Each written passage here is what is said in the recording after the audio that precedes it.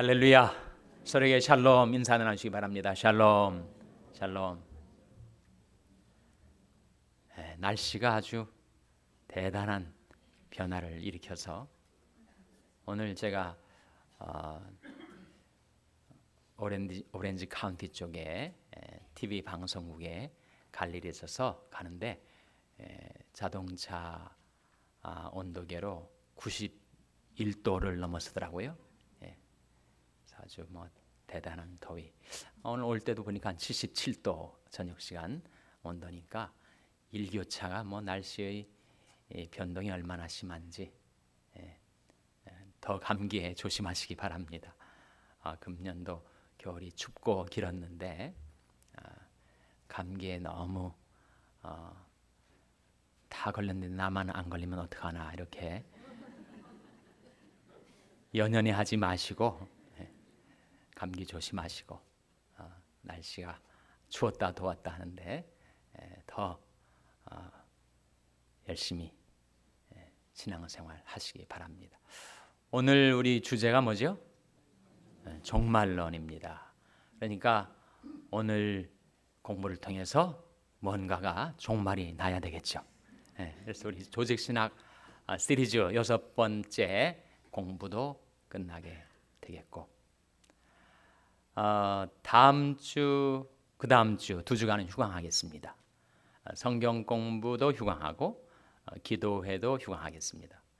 기도회를 휴강하는 건 조금 이상하지 않은가. 쉬지 말고 기도해야 될 텐데 기도하시기 바랍니다. 쉬지 말고. 그래서 자녀들 아와나 프로그램에 들어합하고 기도하기를 원하시는 분들은 본당에 오셔서 얼마든지 개인적으로 간절히 기도하시기를 바랍니다. 우리 성경 공부와 기도회는 이제 2주간 휴강을 하고 그 다음에 다시 모이도록 하겠습니다. 좋으시죠? 유감스러우십니까? 우리가 열심히 달려가다가 또 휴지기도 좀 가져야 되죠. 마음도 몸도 좀 휴식을 취하고 또 재충전 받기 위해서 다시 모일 수 있기를 바랍니다. 오늘은 종말론인데 종말에는 3가지 종말이 있습니다. 제가 말씀을 드린 적이 있는데 혹시 기억을 하시는지. 자, 종말에 3가지 종말이 있다. 어떤 종말일까요?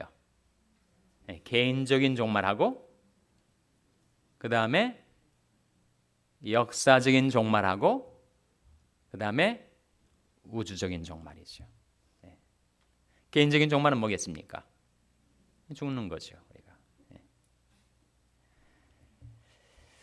우주적인 종말은 우주의 격변, 그러니까 새 하늘과 새 땅이 임하게 되고 그리고 우리가 영원한 하늘나라에 들어가게 되는 이 세상의 종말, 우주의 종말이 온다는 거예요. 역사적인 종말은 뭔가? 역사적인 종말은 한 시대, 한 왕조, 한 나라, 한 문명이 종언을 고하게 되는 종말. 이를테면 삼국시대가 끝나는 때가 있지 않았어요? 통일신라 시대가 시작될 때. 통일신라 시대가 천년 만년 계속되지 않고 통일신라 시대가 끝나는 통일신라 왕조의 종말이 있었다는 겁니다. 고려시대가 시작돼서 고려 왕조가 끝날 때 한 다이너스티, 왕조의 종말이 일어난 것이죠. 그 역사를 살던, 그 시대를 살던 사람들에게는 정말 한 시대가 종말을 고하고 새 시대, 새 왕조가 시작이 되는 거니까 역사적인 격변의 시기를 사는 것입니다. 마찬가지로 고려시대가 끝나니까 조선시대가 시작되어 가다가 조선시대, 이조시대의 종말이 있었지 않습니까? 문명사적으로 보면은 마야 문명, 잉카 문명, 아즈텍 문명, 바벨론 문명, 이집트 문명, 문명의 종말이 있었다는 거예요.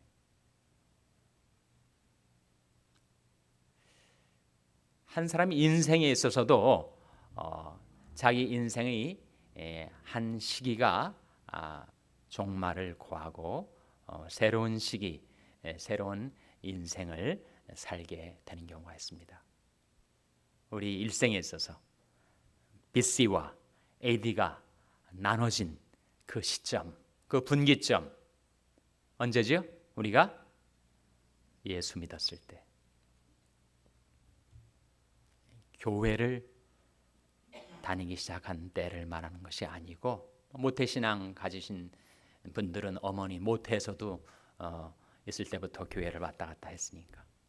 그러나 내가 인격적으로 예수 그리스도를 만났던 그때, 내가 죄 용서함 받고 예수 그리스도께서 성령으로 내 안에 영원히 내주하시게 된 그 시점, 내 인생의 BC와 AD, Before Christ와 Anno Domini, 그리스도 이전의 시대와 그리스도 이후, 즉 내가 그리스도 예수 안에 들어와서 구원과 영생을 얻게 된 그 획기적인 내 인생의 분기점이 있었다는 거죠.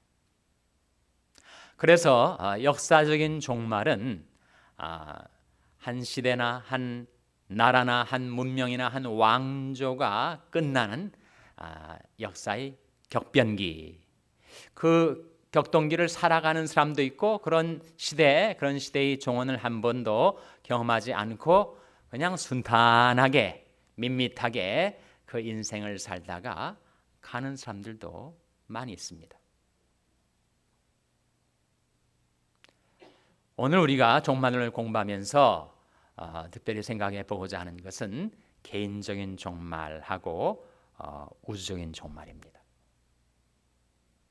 개인적인 종말에 대해서 우리가 좀 말씀을 함께 공부하고 또 질문을 받고, 그리고 우주적인 종말에 대해서 좀 공부를 하고 또 질문을 받고, 그렇게 진행을 해보도록 하겠어요.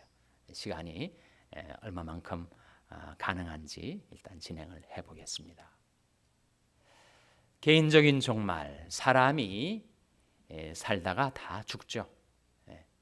누구나 죽습니다. 왕후 제후 장상할 것이 모든 사람들은 다 생명의 수완을 살다가 죽습니다. 그런데 죽음 그 이후에 어떤 일이 벌어지게 되는가? 개인적인 종말이 우리 각 사람에게 다가왔을 때 죽은 다음에 어떤 일이 벌어지는가? 관심이 많아요. 그래서 인간의 상상력의 산물로 죽음 이후의 세계를 그려보기도 하고, 또 의학적인 임상 사례들을 통해서 죽음 다음에는 이런 일들이 벌어진대, 이렇게 소개하기도 하고. 사람이 상상력에 의해서 나오는 것이든지 임상적인 경험의 사례들을 통해서 나오는 것이든지, 그것은 다 불분명합니다. 근데 성경은 하나님의 말씀으로 인간이 죽음 그 다음에 어떤 일이 벌어지는가를 우리에게 명확히 보여주고 있죠. 내가 죽을 때, 그때 나라는 존재는 완전히 그것으로 끝나버리는가? 내 몸이 땅 속에 묻히게 될 때 나라는 존재는 영원히 멸절되는 것인가? 그렇게 된다고 믿는 종교가 있고, 심지어 기독교의 간판을 걸고도 그렇게 인간이 죽는 그 순간에 모든 것이 다 끝난다, 멸절된다, extinction 된다 라고 그렇게 신봉하는 종말론이 있는 게 사실입니다. 죽는 것으로서 다 끝난다는 거죠.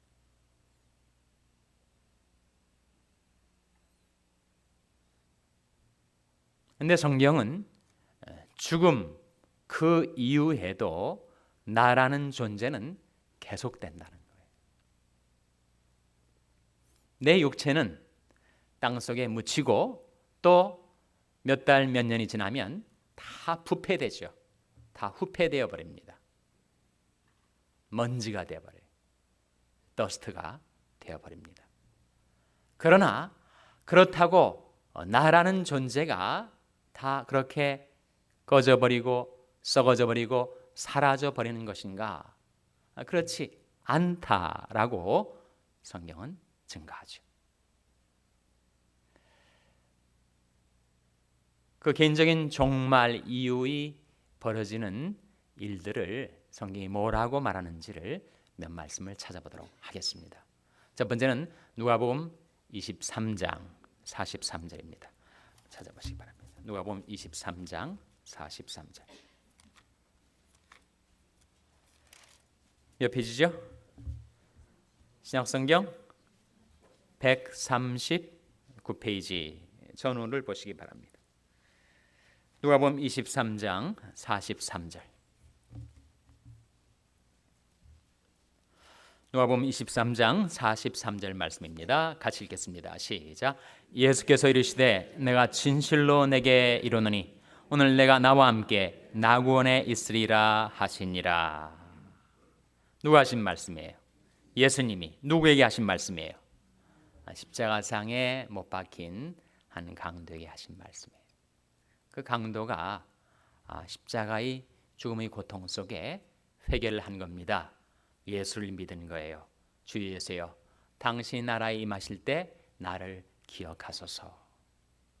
그 회개하는 강도를 보시고 예수님께서 말씀하시기를 내가 진실로 내게 이르노니 오늘 내가 나와 함께 어디에 있으리라 하셨습니까? 나구원에 있으리라. Paradise. 나구원에 있으리라.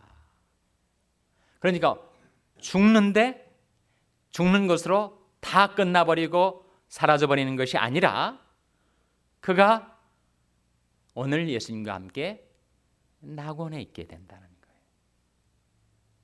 죽는 그 순간 그의 존재는 멸절되는 것이 아니라 계속 될 뿐만 아니라 예수님과 함께 낙원에 있게 될 것이다. 이 말씀이 자기들이 교리에 맞지 않는다고 이 오늘을 나와 함께 낙원에 있으리라를 수식하는 부사로 보지 않고 무엇을 수식하는 부사로 보겠어요? 그 앞에 내가 내게 이르노니라는 동사를 수식하는 부사로 간주를 해서 오늘 내가 내게 이르노니 내가 나와 함께 낙원에 있으리라 하는 말씀을 죽는 오늘 있게 된다고 하는 말씀으로 이해하는 대신 죽는 것으로 다 끝나는데 나중에 종말에 가서 낙원에 있게 될 것이다 라고 해석을 하는 무리들이 있습니다. 성경에 어디 봐도 예수님께서 이르노니를 수식하실 때 진실로 내게 이르노니 하는 말씀은 하셨지만 오늘 내가 내게 이르노니 하시는 말씀을 하신 바가 없습니다. 그래서 이 오늘은 나와 함께 낙원에 있으리라를 수식하는 부사란 말이에요.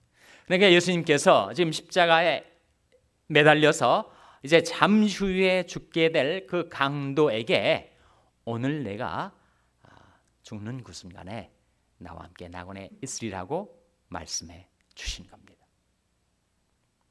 사람이 죽으면 육신은 무너져 내리지만 그 영혼은 살아서 영원히 존재의 형태가 지속이 되는데 주님과 함께 낙원에 있게 될 수도 있고 주님께로부터 떨어져서 하나님과 단절된 상태로 그 영혼이 존속될 수도 있다. 그것이 예수님이 십자가 상의 강도에게 하신 말씀이고 사도 바울은 죽음 그 이후에 어떤 일이 벌어지는가를 어떻게 증거하고 있는가 빌립보서 1장을 한번 보시기 바랍니다. 빌립보서 1장. 빌립보서 1장 말씀 우리 찾아서 같이 읽으시겠습니다. 빌립보서 1장은 신약성경 318면이죠.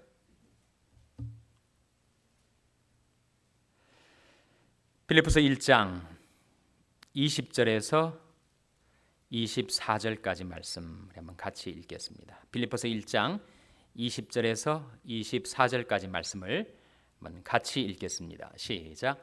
나의 간절한 기대와 소망을 따라 아무 일에든지 부끄럽지 아니하고 오직 전과 같이 이제도 온전히 담대하여 살든지 죽든지 내 몸에서 그리스도가 존귀되게 하려 하나니 이는 내게 사는 것이 그리스도니 죽는 것도 유익함이니라. 그러나 만일 육신으로 사는 이것이 내일의 열매일진데 무엇을 가리는지 나는 알지 못하노라. 내가 그 두 사이에 끼었으니 떠나서 그리스도와 함께 있을 욕망을 가진 이것이 더욱 좋으나 그러나 내가 육신에 관한 것이 너를 위하여 더 유익하리라. 사도 바울이 사생관을 보여주는 말씀이에요. 죽음을 두려워하지 않습니다. 죽는 것도 내가 두려워하지 않을 뿐만 아니라 오히려 내게 유익되다. 내게 사는 것이 그리스도니 죽는 것도 유익함이니라. 그러니까 사도 바울은 죽음을 영생에 이르는 관문으로 간주를 한 거예요. 죽음을 두려워하지 않았습니다. 죽음에 대한 공포가 없었습니다. 오히려 죽음이 자기에게 유익한 이유는 자기 안에 그리스도가 사시기 때문이고 그리스도 안에는 영생이 자기에게 주어져 있기 때문에 죽는 그 순간 자신은 영생을 받아 누리게 될 것을 확신했다는 것입니다. 그래서 나의 간절한 기대와 소망을 따라 내가 아무 일에든지 부끄럽지 아니하고 오직 전과 같이 이제도 온전히 담대하여 살든지 죽든지 내 몸에서 그리스도가 존귀되려 한다. 그렇게 고백을 하면서 자기의 갈등이 있다는 겁니다. 컨플릭이 자기 마음속에 있다는 거예요. 그것은 내가 더 살아야 할 것인가 아니면 내 삶을 마감해야 할 것인가. 그 삶과 죽음의 기로 사이에서 자기가 어떻게 하는 것이 좋을지를 고민했다는 거예요. 그러면서 하는 말이 차라리 이 핍박과 고난 속에 살아가는 이 인생을 깨끗이 정리를 하고 마감을 해서 이제는 떠나서 주님과 함께 있을 욕망을 가진 이것이 더 좋다. 그러나 내가 육체를 가지고 이 세상에 살아남아야 할 이유, 그것이 뭐라는 겁니까? 그것이 바로 자기를 통해서 구원의 복음을 받아들 영혼들, 자기를 통해서 생명의 말씀을 받아들 성도들, 그들을 세우고 살리는 그 일이 자기가 행할 수 있는 열매라는 것을 생각하면 내가 이 세상에서 삶이 좀 괴롭고 힘들더라도 내가 좀 더 참고 이 세상에 계속 사명을 감당하며 살아야 되겠다. 그렇게 마음을 먹습니다. 자, 그 말씀이 오늘 22절 이하에 나타나죠. 22절에 보시면 그러나 만일 육신으로 사는 이것이 내 일에 무엇이라고 했습니까? 열매라는 거예요. 육신으로 살아야 이 세상의 육체의 생명을 가지고 살아야 복음도 전파하고 말씀도 가르치고 병도 고치고 하나님의 뜻도 감당하고 봉사의 삶도 살 수 있으니 좀 더 내가 이 세상에 살아남아 있어서 그렇게 하나님의 일을 하면서 열매를 거두는 것이 필요하지 않겠는가. 그래서 고민이 되고 갈등이 되었다는 거예요. 무엇을 가리는지 나는 알지 못하노라. 23절에 내가 그 두 사이에 끼었으니 이 두 사이가 무엇과 무엇 사이에? 어머니와 와이프 사이에 끼어가지고 남편들이 갈등을 하는데 그 두 사이에 끼었다는 것이 아니라 무엇과 무엇 사이에? 삶과 죽음 사이에 내가 계속 살아야 할 것인가? 죽을 것인가? 아니 죽는 게 뭐가 좋다고 어린애한테 질문을 했다는 거예요. 우리가 어떻게 하면 천국에 가니? 이렇게 질문을 했더니 아이들이 이런저런 대답을 하는데 한 아이가 이렇게 대답을 해요. 어떻게 하면 천국에 가니? 그럼 뭐라고 대답하시겠어요? 그 아이가 죽어야 돼요. 그렇게 얘기를 했다는 거예요. 정말 죽어야 천국 가죠. 죽지 않고 천국 갈 사람이 어디에 있겠습니까? 그래서 사도 바울이 차라리 죽어서 내가 즉각 주님과 함께 있는 게 더 좋겠다. 그런 말씀이 나타나 있죠. 23절 다시 보세요. 내가 그 두 사이에 끼었으니 떠나서 그리스도와 함께 있을 욕망을 가진 이것이 더욱 좋으나.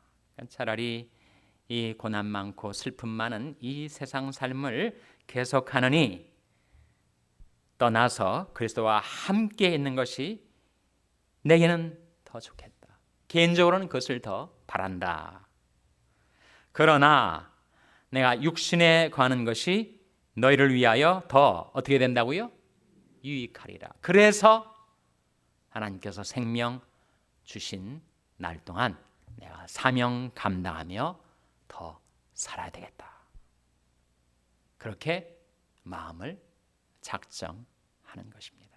그래서 이 말씀 속에도 자기가 이 세상의 육신의 삶을 마치는 그 순간 즉각 주님과 함께 있게 될 확신을 피력하고 있는 거예요. 한 말씀을 더 보자면 고린도후서 5장입니다. 고린도후서 5장 말씀 보시기 바랍니다.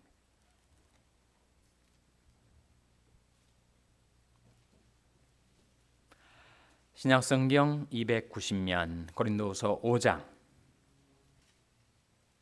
7절에서 10절 말씀 찾아서 한번 같이 읽겠습니다. 7절에서 10절 말씀 같이 읽겠습니다. 시작. 이는 우리가 믿음으로 행하고 보는 것으로 하지 아니함이로라. 우리가 담대하여 원하는 바는 차라리 몸을 떠나 주와 함께 거하는 그것이라. 그런즉 우리는 거하든지 떠나든지 주를 기쁘시게 하는 자 되기를 힘쓰노라. 이는 우리가 다 반드시 그리스도의 심판대 앞에 드러나 각각 선악간에 그 몸으로 행한 것을 따라 받으려 함이라. 8절 말씀에 우리가 담대하여 원하는 바는 차라리 뭐라고요? 몸을 떠나 주와 함께 거하는 그것이라.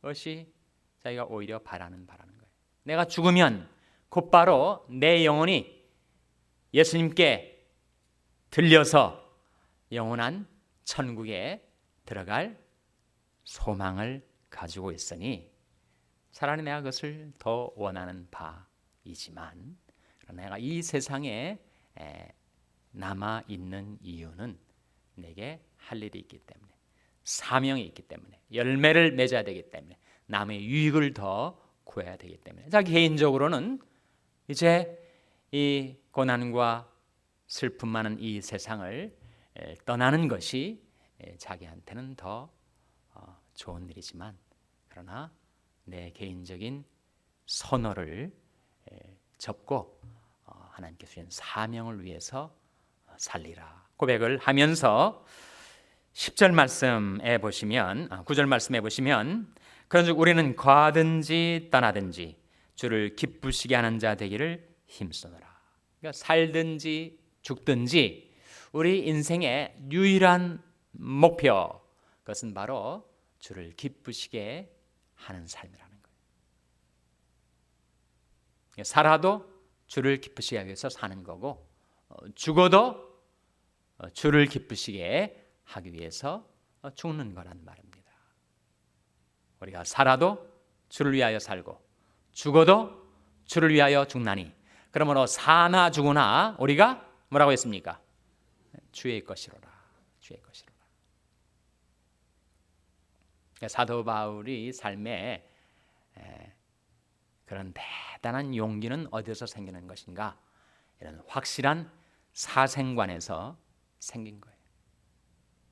비록 오늘 죽는다 할지라도 하나님의 은혜로 예수 그리스도의 긍휼로 내 영혼이 주의 손에 받들려 하나님 앞에 나아가게 된다는 확신이 있었기 때문에 그가 살고 죽는 것 무서워하지 않았습니다. 다만 그가 바라보고 있었던 것, 그것은 바로 주님께 받을 상급. 10절 말씀 같이 읽겠습니다. 10절 말씀 시작.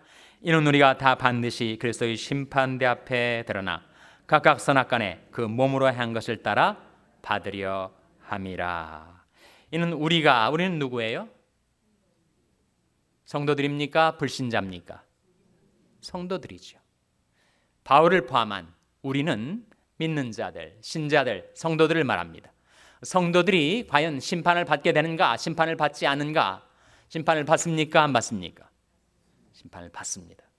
그럼 이 말씀은 무슨 말인가? 요한복음 5장 24절 말씀에 예수께서 내가 진실로 진실로 너에게 이르노니 내 말을 듣고 또 나 보내신 이를 믿는 자는 영생을 얻었고 무엇에 이르지 아니하나니? 심판에 이르지 아니하나니 사망에서 생명으로 옮겼느니라. 그 말씀 가운데는 분명히 예수님을 믿어서 구원받은 자들은 심판에 이르지 않는다고 하셔놓고서는 여기 다시 우리가 다 심판대 앞에 선다는 이 말씀이 어떤 말씀일까? 모순이 아닌가? 심판에 이르지 않는다. 이것은 반드시 심판대 앞에 서게 된다. 모순입니까? 아닙니까? 그래서 심판에 두 종류의 심판이 있어요. 내가 진실로 진실로 너에게 이르노니 내 말을 듣고 또 나 보내신 이를 믿는 자는 영생을 얻었고 심판에 이르지 아니하나니라고 했을 때 그 심판은 영원한 멸망에 던주어지게 되는 정죄의 심판입니다. 정죄의 심판. 그 심판에는 우리가 이르지 않게 돼요. 그러나 모든 구원받은 하나님의 백성들도 다 심판대 앞에 서게 됩니다. 그것은 영생을 얻느냐 멸망을 얻느냐를 결정짓는 심판대가 아니라 무슨 심판대예요? 내 몸으로 선악을 따라 행한 것에 대해서 평가를 받고 상급을 받는 그런 심판. 그래서 성경은 그것을 가리켜서 그리스도의 심판대라고 말씀하고 있죠. 10절 보세요. 다시 한번 10절에 보시면 무슨 심판대라고 했습니까? 그리스도의 심판대.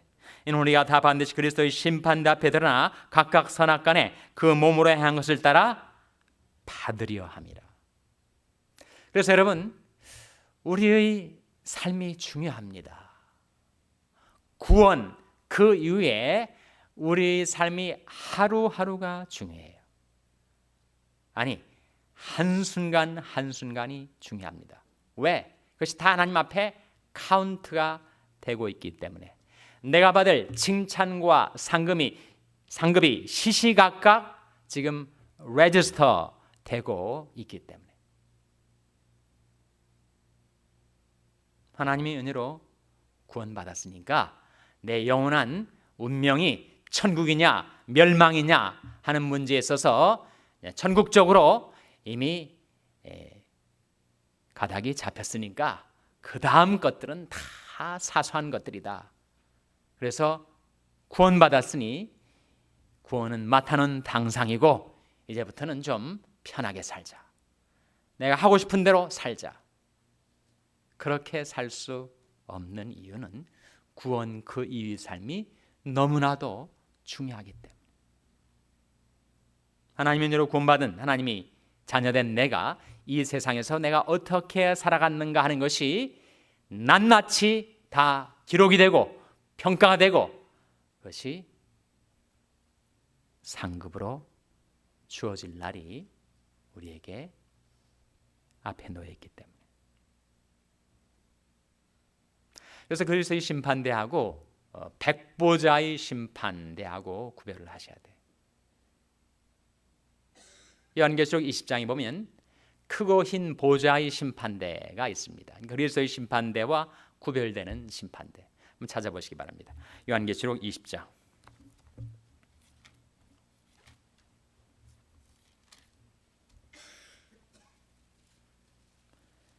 요한계시록 20장 11절 말씀 보겠습니다. 신약성경 420면 요한계시록 20장 11절 말씀 같이 읽겠습니다. 시작. 또 내가 크고 흰 보좌와 그 위에 앉으신 자를 보니 땅과 하늘이 그 앞에서 피하여 간데 없더라. 여기에 무슨 보좌가 있어요? 크고 흰 보좌, 백보좌의 심판대가 지금 펼쳐집니다. 12절에 보시면 또 내가 보니 죽은 자들이 물론대소하고 그 보좌 앞에 섰는데 책들이 펴있고 또 다른 책이 펴졌으니 곧 생명책이라. 죽은 자들이 자기 행위를 따라 책들에 기록된 대로 심판을 받으니. 그러니까 그 백보자의 심판대 앞에 두 종류의 책이 있는데 한 책은 단수고 다른 책들은 복수입니다. 그 책들은 무슨 책일까요? 행위 책들. 단수의 다른 한 책, 이 책은 무슨 책이라고요? 생명책. 그래서 생명책에 기록된 자들은 다 구원과 영생에 이르게 되고, 생명책에 농명되지 아니한 자들은 그 백보자의 심판대를 거치면서 영원한 멸망에 던지워지게 된다는 거예요.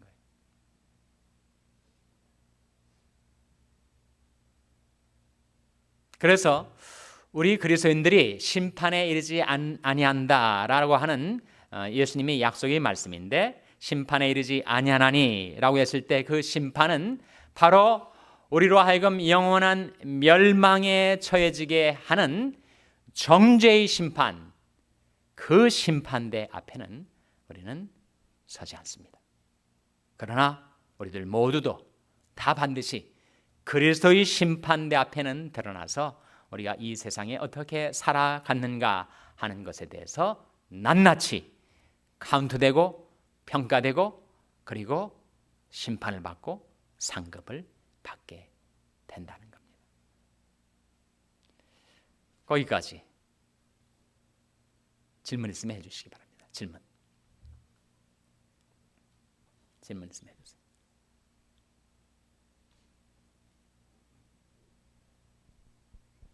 너무 심각한 주제를 가지고 질문을 하려니까 아주 부담이 느껴질 수가 있겠죠.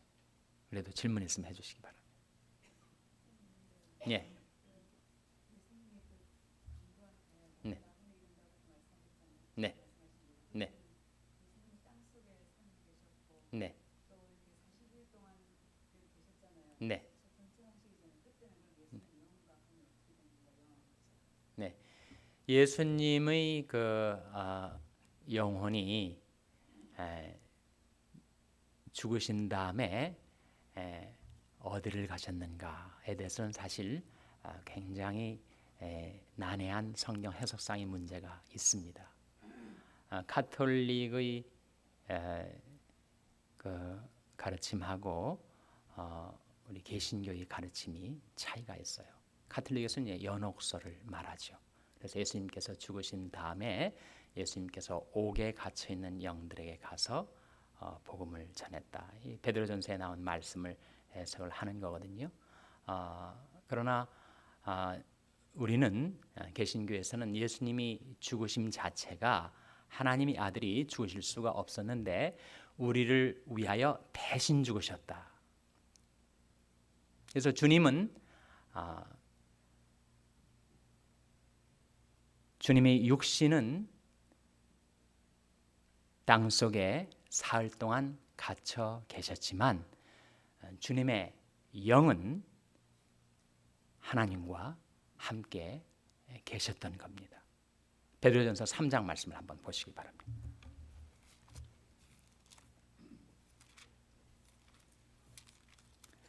베드로전서 3장 말씀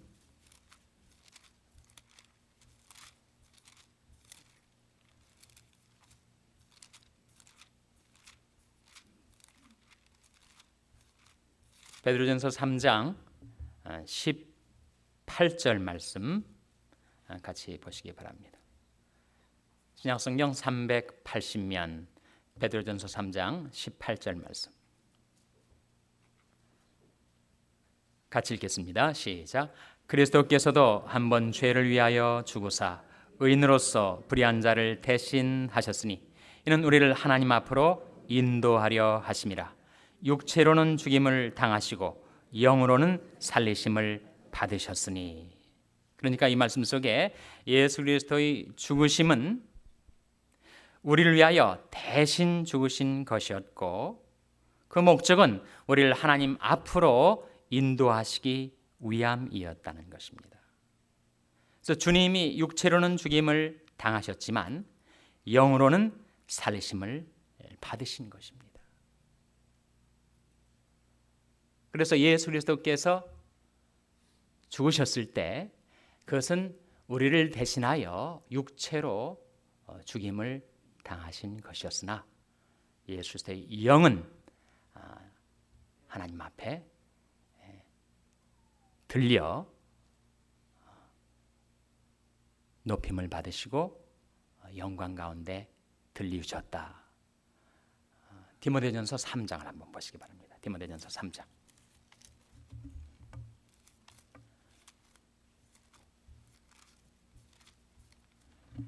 디모데전서 3장 16절 말씀.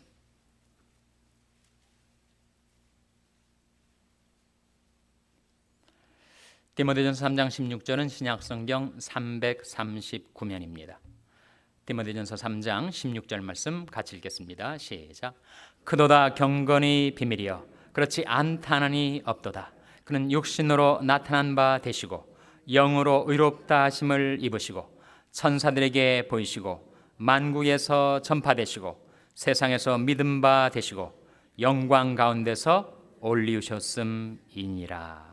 말씀 속에 그는 육신으로 나타난 바 되시고 영으로 의롭다 하심을 입으셨다. 예수 그리스도의 육신은 세상 죄를 지셨기 때문에 우리 대신 그렇게 죽임을 당하셨지만 주님의 영은 의롭다 하심을 얻으시고 영광을 받아 올리우셨다. 그래서 주님이 영원히 하나님 앞에 나가게 되신 것입니다.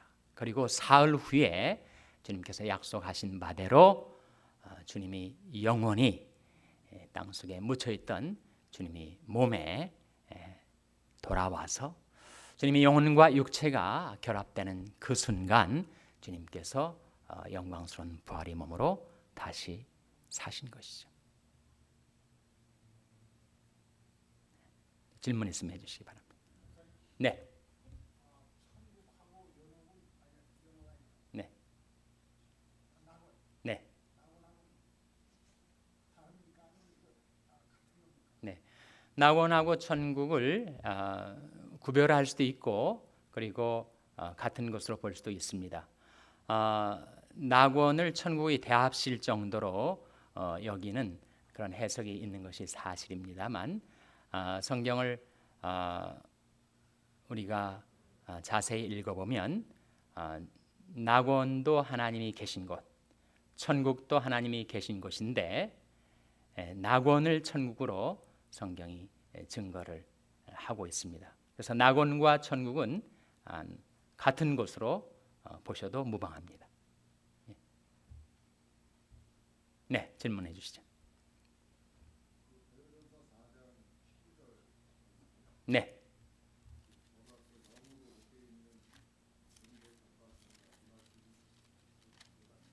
네. 베드로전서 3장 19절이죠.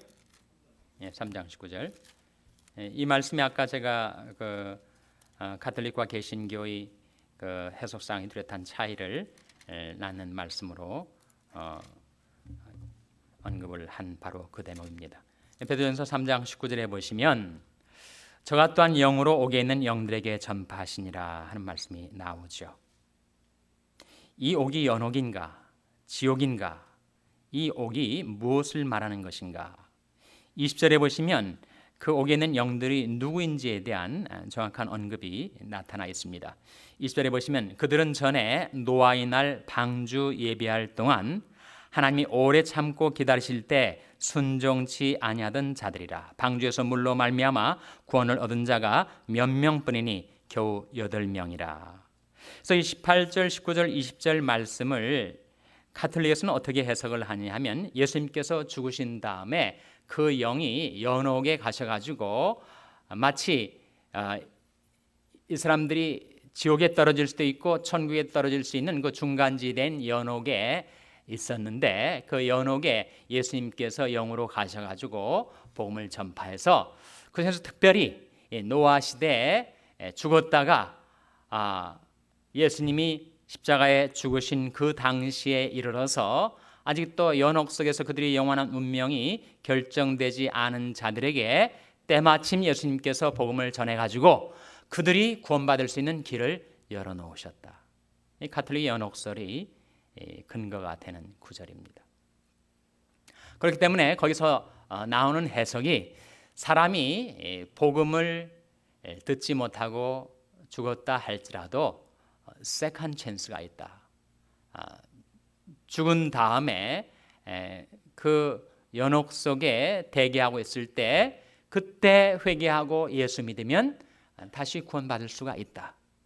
그리고 이 땅에 살아남아 있는 그 자손들이 열심히 신앙생활을 하고 또 헌금 생활하고 선행과 구제의 일에 힘쓰다 보면 조상들을 위한 그 기도가 받아들여져서 그 남아있는 자손들의 신앙생활로 인해서 공력이 쌓여가지고 그 부모들이 결국은 연옥에서 고통을 받고 정결함을 얻어서 이제는 천국으로 나아갈 수가 있다. 그것이 이제 가톨릭의 연옥설의 가르침이고, 그리고 거기에서 나오는 것이 16세기에 베드로 성당을 건축할 때 그때 자손들이 그 면죄부 인덜전스라는 그 면죄부를 사기 위해서 동전이 땡그랑 떨어지는 그 순간 연옥에 있었던 조상들의 영혼이 솟구쳐 천국으로 올라간다. 면죄부 판매의 근거가 되었던 가톨릭 가르침의 연장입니다. 여러분, 성경을 해석할 때 지금 가톨릭 해석을 제가 소개를 해드렸습니다만 그 해석의 오류는 무엇인가 하면 성경에서 우리가 다 정확하게 이해하기 어려운 난해 구절들이 있어요. 그런데 성경의 대부분의 구절에서 명확하게 가르치고 있는 가르침을 가지고 성경의 소수의 구절에서 난해하게 해석되는 말씀들을 해석해야지, 거꾸로 명확하게 대부분의 성경 구절에서 말씀하고 있는 가르침을 소수의 난해한 성경 구절에 대한 해석을 가지고 다른 모든 명확한 해석들을 해석해 나가는 것은 오류다. 그럼 이 말씀 말고 성경에서 그 어디에서도 사람이 죽은 다음에 세컨드 찬스가 있다라고 하는 것을 보여주는 성경 구절은 없어요. 우리 인간은 그것을 더 좋아합니다. 우리는 정말 죽은 다음에도 다시 한번 그 사람의 영원한 운명이 결정될 수 있는 두 번째 기회가 있었으면 좋겠어요. 그러나 성경은 대부분의 성경 구절에서 명확하게 그건 아니다. 우리가 생명 있을 동안에 예수를 믿느냐 안 믿느냐 하는 것이 우리 영원한 운명을 결정짓는 것이다 라고 명확하게 가르치고 있습니다. 또 한 가지, 죽어있는 영혼을 살아있는 자손들이 아무리 지극정성 공경을 하고 이 세상에서 많은 선행과 구제를 한다고 연옥에 있던 조상의 영혼이 천국으로 옮겨지게 된다는 가르침은 성경에 있질 않아요. 그럼 이 말씀은 무슨 뜻인가? 이 말씀의 의미를 우리가 정확하게 다 이해한다고 말할 수는 없을 것입니다. 근데 한 가지, 이 18절에서 20절에 이르는 이 말씀의 종착역은 세례에 대한 가르침이에요. 21절, 22절까지 함께 읽어야 합니다. 21절에 보시면 물은 예수 그리스도의 부활하심으로 말미암아 이제 너희를 구원하는 편이 곧 뭐라고 했습니까? 세례라고 했어요. 육체의 더러운 것을 제어버림이 아니요 오직 선한 양심이 하나님을 향하여 찾아가는 것이라고 말씀하고 있습니다. 그러니까 지금 이 말씀의 문맥은 예수 그리스도의 십자가의 대속으로 말미암아 우리가 하나님 앞에 인도함을 받아 나갈 수 있는 구원의 길이 열렸고 구원받은 자들은 하나님의 명령을 받아서 세례를 받음으로써 선한 양심이 하나님을 향하여 찾아가야 할 터인데, 그 대속과 세례의 가르침을 우리에게 주는 가운데 그 세례를 예표하는 구약의 한 사건이 있었다는 겁니다. 물로 일어날 심판과 구원을 결정짓는 구약의 엄청난 사건이 하나 있었다는 거예요. 그 사건이 뭐예요? 노아의 홍수 사건이라는 거예요.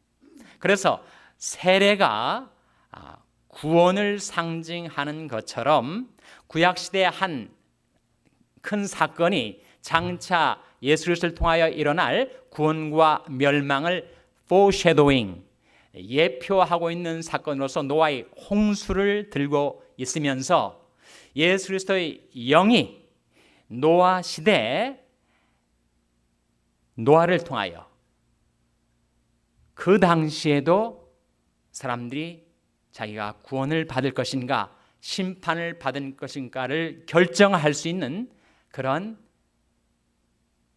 복음 전파의 사역을 예수 그리스도의 영이 하셨다라고 하는 사실을 증거하고 있는 말씀으로 개신교는 이해를 합니다. 즉 예수 그리스도의 영이 노아의 시대에 노아가 회개하라고 구원의 방주로 들어오라고 이제는 하나님께로 돌이키라고 의 가르침을 증거하고 선포하고 다녔을 때 예수 그리스도께서 성령으로 노아가 증거하는 말씀을 통하여 그 당시에도 사람이 구원과 심판을 결정 지을 수 있도록 구원의 복음을 전파하셨다 라고 하는 것으로 이 말씀을 해석을 해요.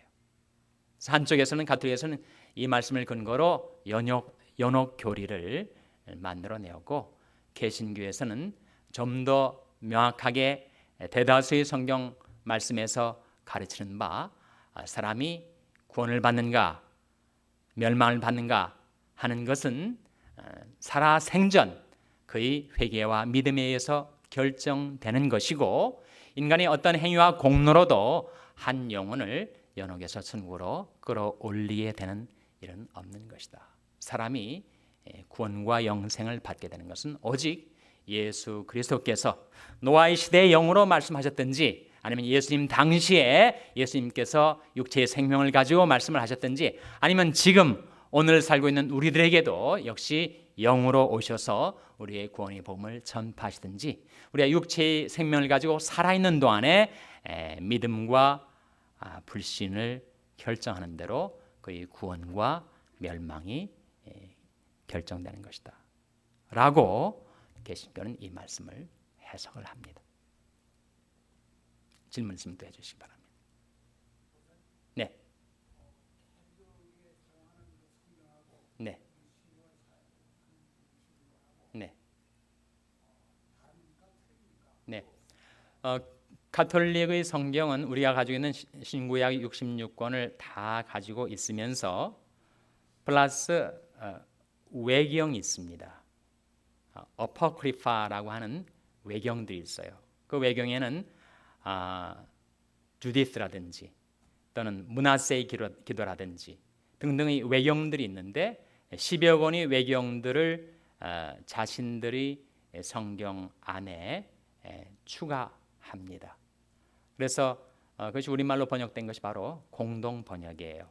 공동 번역은 개신교와 가톨릭 합작이었는데 거기에는 66권이 우리가 가지고 있는 성경에다가 소위 말하는 The Old Testament Apocrypha라고 하는 구약 외경이 추가되어 있습니다.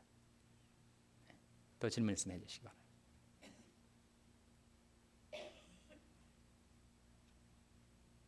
질문도 없으시죠?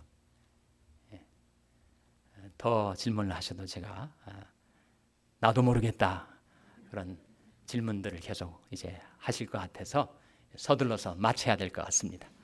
오늘 우주적인 종말론도 공부를 하려고 했는데 그것은 시간이 안 되는 것 같아요. 오늘은 개인적인 종말까지만 하고 거기도 아직 남아있는 여러 미제들이 있으니까 다음 기회에 우리가 좀 더 생각해 보도록 하겠습니다. 1분간 합심해서 기도하고